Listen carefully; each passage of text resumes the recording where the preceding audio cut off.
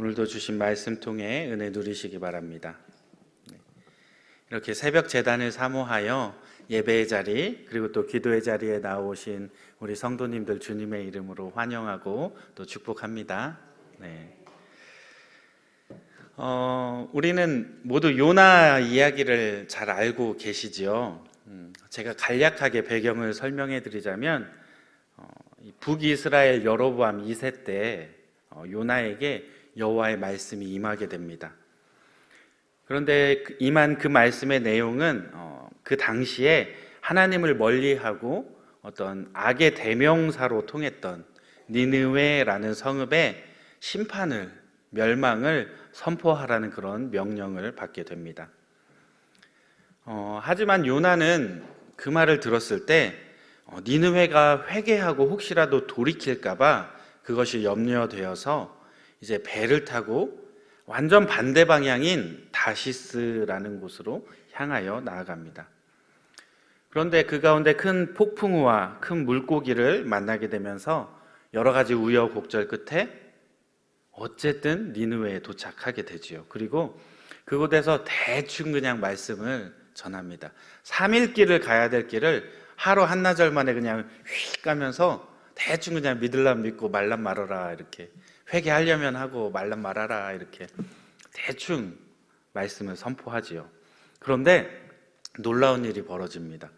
성읍 전체가 회개하고 돌이킴으로써 이 니느웨 성읍이 멸망이라고 하는 심판이 아니라 오히려 하나님 앞에 구원의 자리에 서게 되었습니다. 결국 끝에 가서 요나가 분노하면서 하나님께 막 따져봅니다. 그런데 하나님께서 요나에게 나의 마음은 이렇다라고 하면서 당신의 마음을 요나에게 보여주세요.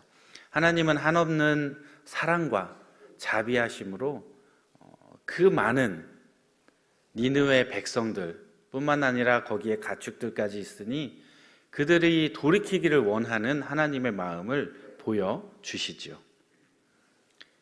그리고 하나님은 이스라엘 백성들 뿐만 아니라 이방 민족들을 통해서도 이 찬양받으시는 분으로서 당신의 아주 충만한 자비와 그런 사랑의 모습을 여김없이 여과 없이 보여주십니다.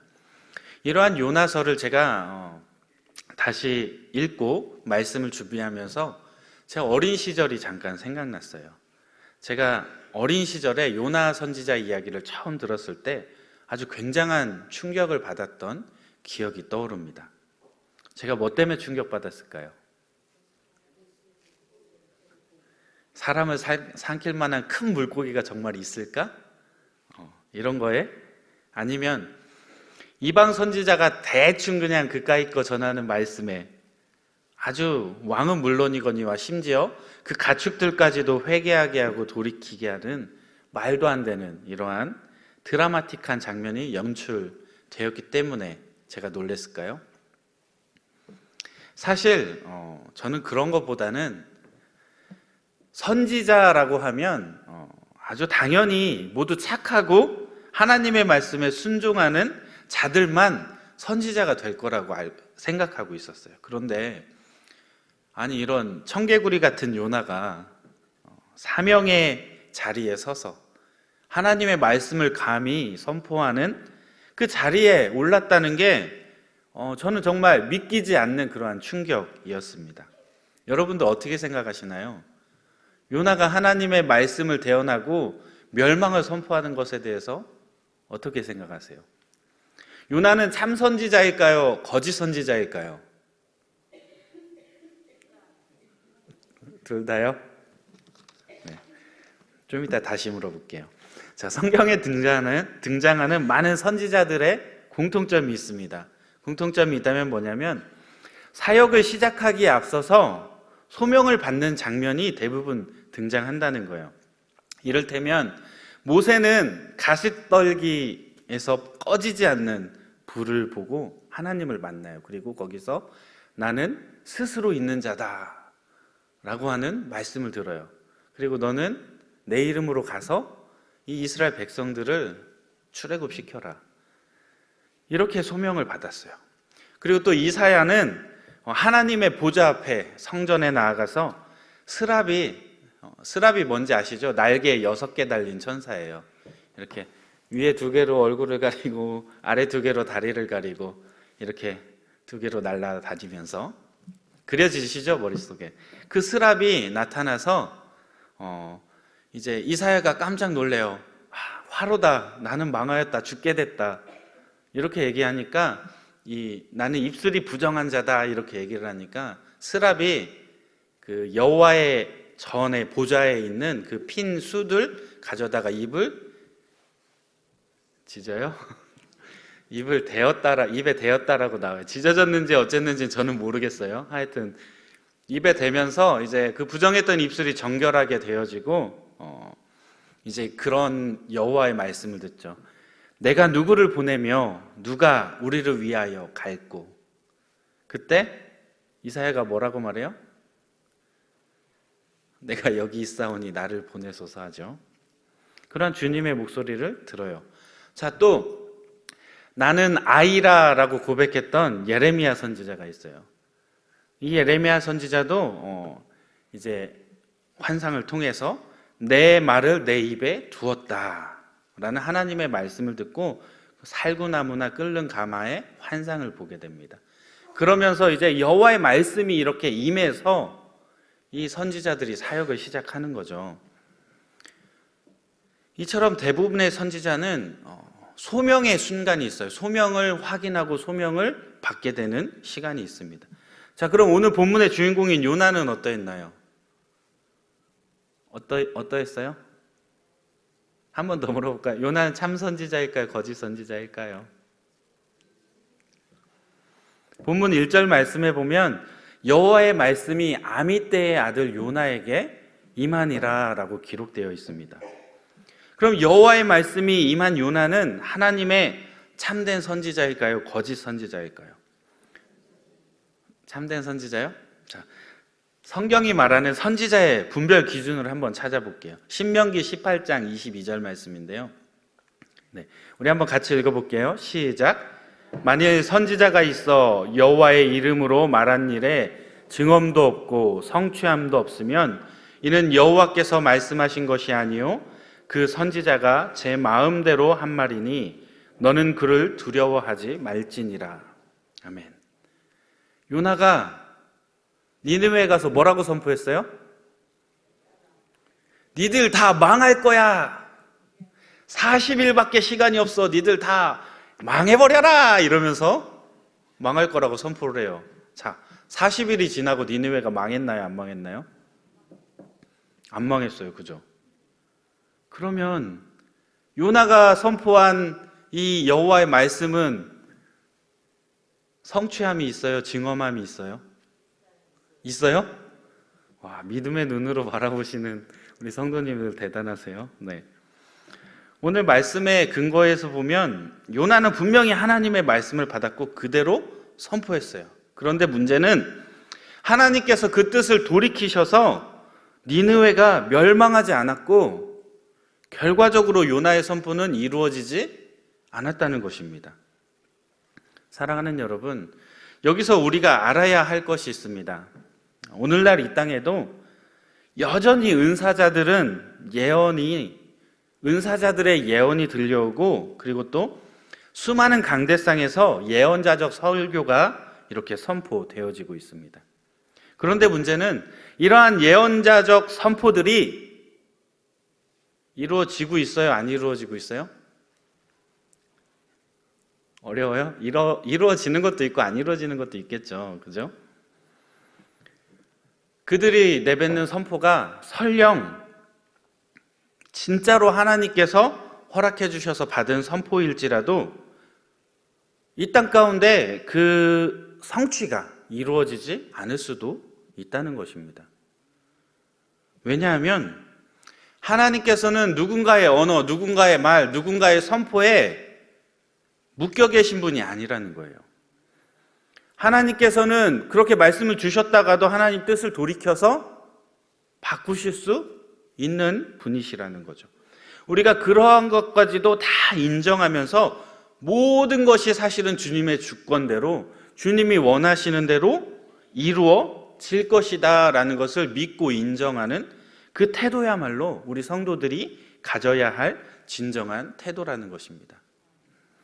이 말은 무슨 말이냐면 요나가 참 선지자든 거짓 선지자든 상관없이 우리가 요나의 이러한 모습을 통해서 하나님의 마음을 알고 하나님이 기뻐하시는 대로 우리가 행하고 살아가면 된다는 것입니다. 그렇기 때문에 우리가 이러한 여타 예언자적 선포를 접할 때마다 이게 참이냐 거짓이냐 이걸 따지기보다 이것을 통해서 우리 하나님 저 내용을 통해서 내가 어떻게 되기를 원하고 계신가? 내가 어떻게 변화되고 내가 어떻게 바뀌어지고 어떻게 돌이키고 어떻게 하나님 앞에 한 걸음 더 나아가게 되기를 원하고 계신가? 우리가 이러한 여호와의 마음을 알아가는 것이 사실 더 중요하다는 것입니다. 말이 조금 어려울 수 있는데요. 이를테면 제가 예를 하나 더 들어볼게요. 평소에 이제 제가 사무실에 있으면 별의별 전화가 사무실로 다 걸려옵니다. 지난주에도 어느 성도님의, 저희 교회 성도님은 아니세요. 어느 성도분의 전화를 한 통 받았습니다. 문제는 이분이 이 온라인으로 우리 교회 설교를 듣다가 보니까 박한수 목사님이 지금이 말세 지말이다. 우리 깨어 있어야 한다. 이렇게 선포를 하셨다는 것입니다. 그래서 이분이 지금이 이 박한수 목사님 그렇게 말씀하셨는데 지금이 말세냐 아니냐부터 해서 말세의 징조가 어쩌고 저쩌고 이 시대에 증언이 있는 선지자, 목회자들이 누가 있으며 누가 거짓 선지자인지를 좀 속 시원하게 실명으로 자기에게 알려달라는 거예요. 그래서 제가 너무 당혹스러워서 성도님, 주님이 내일 오실지 오늘 오실지 아니면 한 달 뒤에 오실지 10년 뒤에 오실지 우리는 알 수 없습니다. 지금이 말세의 때냐 말세가 아니냐, 지금 당장 우리가 멸망하고 예수님 오시냐 아니면 10년 뒤에 20년 뒤에 30년 뒤에 오시냐, 우린 그것을 알 수 없습니다. 오직 아버지만, 하늘에 계신 하나님만 알고 계십니다. 그러니까 엉뚱한 것에 에너지 쏟지 마시고 낭비하지 마시고 늘 깨어 기도하시며 주님의 마음을 알기 위해 노력하셔야 합니다. 그리고 주님이 기뻐하실 만한 열매를 이 땅에서 하루하루 맺어가면서 사시면 그런 거에 휘둘릴 필요가 없습니다. 제가 이렇게 말했어요. 그랬더니 그 성도님이 저를 굉장히 무식한 목회자 취급하면서 아니 지금 전쟁 일어나는 거 모르십니까? 지진이 막 곳곳에서 일어나는 거 몰라요? 이거 말세의 징조인데 성경에 나오잖아요. 아니 목회자가 성경도 잘 안 보시나 봐 이러면서 굉장히 저를 무식한 목회자 취급하면서 이제 그분이 그렇게 말을 하는 거예요. 지금 말세기 때문에 미혹당하지 않으려면 빨리 참 선지자, 거짓 선지자 구분해야 됩니다. 이러면서 저한테 주변에 있는 교회들 설교 빨리 다 들어보시고 누가 참 선지자고 누가 성경에 말씀을 하는지 조사를 해서 자기한테 거짓 선지자만 좀 구분을 해서 알려달라는 거예요. 그래서 제가 아니 참 선지자를 찾아야지 왜 거짓 선지자를 찾으세요? 참 선지자를 찾으셔야지. 그랬더니 그분이 거짓 선지자만 피해가면 된대요. 그래서 거짓 선지자를 빨리 밝혀내야 된다고 저한테 말이 통하지 않았습니다.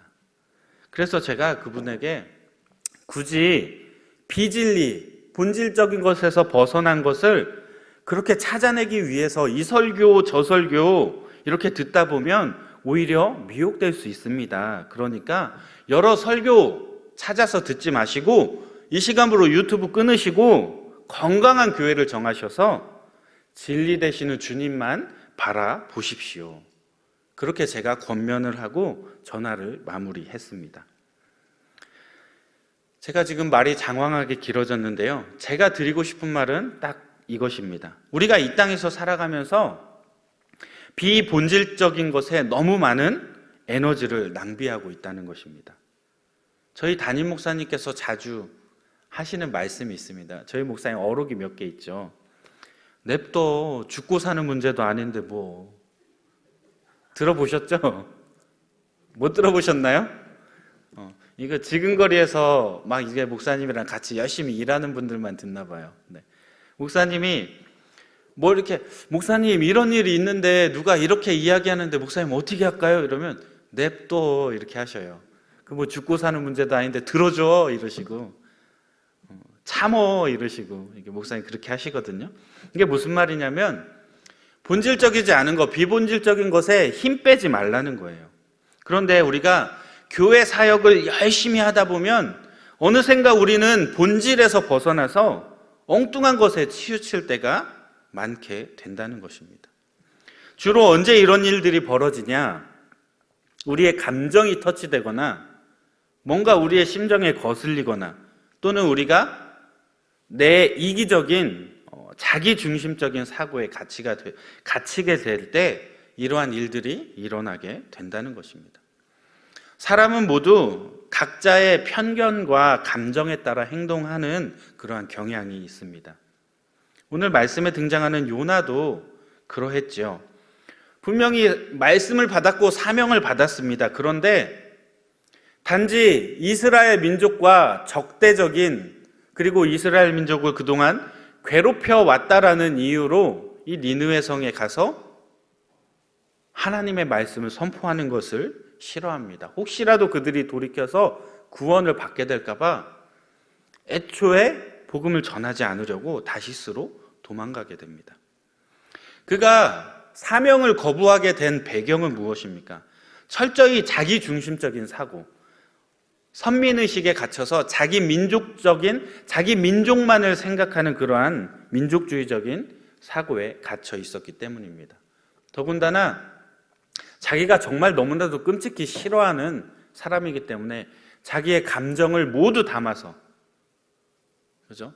가서 선포를 할 때도 대충 그냥 이렇게 그러든지 말든지 이렇게, 그죠? 요나는 이스라엘을 괴롭혔던 이 아수르는 당연히 심판받아 마땅하다라는 그러한 감정이 그에게 아주 확고하게 자리 잡고 있었습니다. 그래서 요나는 하나님의 마음은 들여다보지도 않은 채 외면하여 버리고 자기 뜻대로, 자기의 고집대로 행동하고 있었던 것이죠.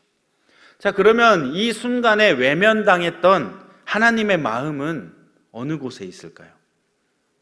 비록 죄가 많은 아수르일지라도 용서와 사랑의 기회를 그들에게 주고 싶으셨던 것이 바로 우리 하나님의 마음이었습니다. 요나는 타락한 이방 민족의 구원에 대하여 탐탁치 않게 여겼고 이러한 개인적인 편견, 우리 이스라엘 백성은 선민으로 거룩한 백성으로 하나님께 구원받은 백성이야. 그런데 이방인들은 개만도 못해 라고 하는 이러한 아주 지극히 편협한 그러한 생각으로 그가 행동하고 그가 무언가 액션을 취했을 때 그 결과적으로 하나님의 사명을 방해하는, 오히려 회방하는 결과로 이어지게 되었다는 것입니다. 더군다나 요나는 큰 폭풍이 자기 때문에 일어났다는 것을 깨달았어요. 그럼 보통 어떻게 해야 돼요? 하나님 저 좀 살려주세요. 제가 잘못했습니다. 돌이키겠습니다. 이게 보통 우리의 모습 아니에요? 그런데 요나는 배째라는 거예요. 그냥 하나님한테. 하나님의 뜻에 순종하기를 거부하면서 차라리 나를 죽이라고 자신의 죽음을 그렇게 선택합니다. 요나가 왜 이렇게 선택했을까요? 정말 죽기보다 싫었던 거예요. 니느웨 백성들이, 이방인들이 구원받는 것이 죽기보다 싫었다는 것이죠. 그리고 아마도 자신이 죽으면 하나님 자기한테 시켰잖아요. 그죠? 그 말을 자기만 들었잖아요. 자기가 죽으면 니느웨를 향한 자신의 사명이 끝이 날 것이라고 그렇게 생각을 했던 것 같습니다. 그래서 죽어도 나는 니느웨에 갈 수 없어라는 결연한 의지를 하나님 앞에 보여주었던 것이죠. 그런데 우리가 기억해야 할 것이 있습니다. 요나를 향한 하나님의 뜻과 계획은 결코 포기되지도 취소되지도 않았다는 것입니다. 하나님께서는 놀랍게도 큰 물고기를, 아까 전에 제가 놀랐을 거라는 충격받았을 거라는 포인트인데, 큰 물고기를, 물론 이것도 놀라기는 했어요. 네. 근데 이 물고기를 예비해 두셔서 이 요나, 바다에 빠졌던 요나가 죽지 않도록 그를 살려내십니다. 전혀 요나가 예상하지 못했던 방법을 통해서 그의 생명을 보존해 주셨던 것입니다. 왜 하나님께서 요나를 살려주셨을까요? 요나가 너무 이뻐서? 요나가 구원받아 마땅한 이스라엘 백성이니까? 당신의 자녀니까? 왜 하나님이 요나를 살려주셨을까요? 보통 그 정도면 그냥, 그래, 너 잘났다, 내가 뭐 사람이 너밖에 없냐? 하고 다른 사람 들어서 쓰시면 되잖아요. 왜 살리셨냐? 요나에게는 여전히 하나님께서 맡겨주신 사명이 그에게 남아 있었기 때문입니다. 하나님께서 그를 통해서 이루고자 하셨던 그 계획이 있으셨기 때문에 하나님께서 요나를 살려주셨습니다.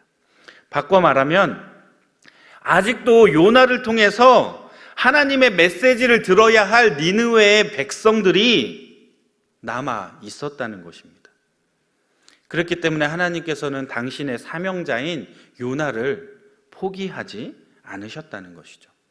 요나는 비록 자신의 사명을 포기했을지 몰라도 하나님께서는 당신의 사명 맡은 자를 결코 포기하지 않으신다는 것을 우리는 꼭 기억해야 합니다. 이제 말씀을 마무리할게요. 사랑하는 여러분, 이 자리에 나오신 저와 여러분들은 모두가 하나님의 뜻과 하나님의 계획에 따라 부르심받은 그리스도인인 줄 믿습니다. 믿으십니까? 니느웨 백성들을 돌이키기 위해서 요나라고 하는 선지자를 하나님께서 예비하셨듯이 하나님께서 저와 여러분들을 부르신 이유는 이 땅에서 우리를 통해서 복음을 들어야 할 수많은 사람들이 아직 남아 있기 때문입니다. 우리가 아무리 거부하려고 해도 하나님의 뜻은 결국에는 성취되어지기 마련입니다. 이 시간 우리가 주님의 말씀 앞에 우리의 개인적인 편견, 우리의 감정들을 다 내려놓고 지금이라도 하나님께서 나에게 맡겨주신 그 사명이 나를 통해서 이루어지게 해달라고, 성취되게 해달라고 우리 복음 전파의 사명을 더욱더 소중히 여김으로 온전히 순종하는 저와 여러분들이 다 되시기를 주님의 이름으로 축원드립니다. 그래서 우리가 이 시간에 그러한 기도 제목을 놓고 기도했으면 좋겠어요. 주님, 나의 편견과 나의 감정으로, 나의 이기적인 생각으로 하나님의 사역을 맡고 있었다면 이제는 나의 감정들, 나의 편견들, 나의 이기적인 생각들 다 내려놓겠습니다. 하나님, 나를 통하여 필요한 당신의 사역 가운데 사용하여 주십시오. 이 시간 우리를 다 내려놓는 마음으로 하나님 앞에 주여 한번 외친 후에 기도하도록 하겠습니다. 다 같이 기도합니다. 주여! 할렐루야. 사랑해 주님 감사합니다. 저희를 너무나도 사랑하여 주셔서 저희를 통하여 놀라운 계획들을 가지고 이 땅에 저희를 보내주셨습니다. 저희를 만나주셨고 저희를 품어주셨고 저희를 자녀 삼아주셨습니다.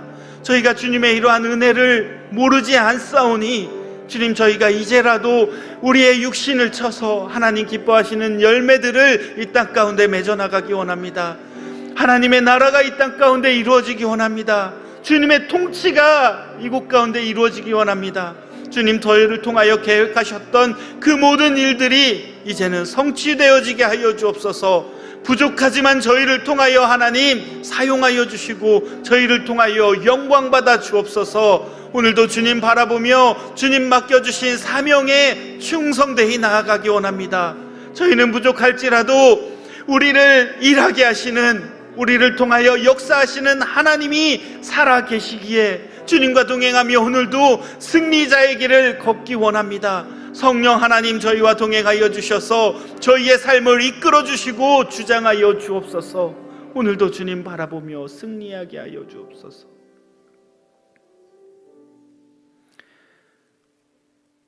자비와 사랑이 풍성하신 하나님 감사를 드립니다. 요나의 이야기를 통하여 우리가 모든 상황 가운데 하나님의 마음을 다시 한번 살피고 깨닫기 원합니다. 우리가 생각했던 것들, 우리가 희망했던 것들, 우리가 꿈꿔왔던 것들, 우리의 개인적인 생각으로 이것을 이루기 위하여 몸부림치는 것이 아니라 하나님의 나라가, 하나님의 통치가 이 땅 가운데 이루어지기를 먼저 힘쓰며 먼저 주님의 나라와 의를 구하는 저희들이 되게 하여 주옵소서. 오늘도 주님의 뜻과 계획에 따라 저희들 부름받았음을, 저희들의 소명을 다시 한번 확인하여 싸우니 부족한 저희지만 저희를 통하여 하나님 마음껏 일하시고 저희를 통하여 마음껏 영광받아 주옵소서.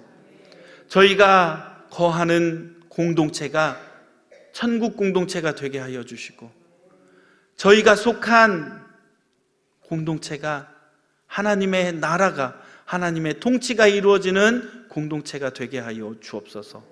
저희를 통하여 하나님의 선한 사역이 이 땅 가운데 마음껏 펼쳐지게 하여 주시고 또한 저희를 통하여 주님을 알지 못했던 주님의 은혜로부터 배제되었던 자들이 이제는 주님의 은혜를 깨닫고 주님의 사랑을 깨달아 주님 품으로 돌아오는 은혜를 누리게 하여 주옵소서. 언제나 저희의 삶 가운데 찾아와 함께 동행하여 주실 줄 믿사오며 우리 주님 예수 그리스도 이름으로 기도드립니다. 아멘. 주여, 주여, 주여. 할렐루야. 사랑해 주님 감사합니다. 오늘도 주님께서 맡겨주신 사명 가운데 한 걸음 한 걸음 내딛기 원합니다. 주님, 저희를 통하여 일하여 주옵소서. 저희가 그동안에 억눌러 왔던 것들, 저희의 생각, 저희의 사고 안에, 저희의 틀 안에 갇혀 있었던 그 모든 것들 이제는 모두 내려놓고 하나님 기뻐하시는 일 가운데 한 걸음 더 나아가게 하여 주옵소서. 저희의 육신을 저 주님께 복종하게 하여 주시고 저희의 삶을 통하여 하나님께 영광 올려드리게 하여 주시고 저희의 행실을 통하여 많은 사람들을 옳은 대로 이끌어내 주님께 칭찬받을 수 있는 복된 인생을 살아가게 하여 주옵소서.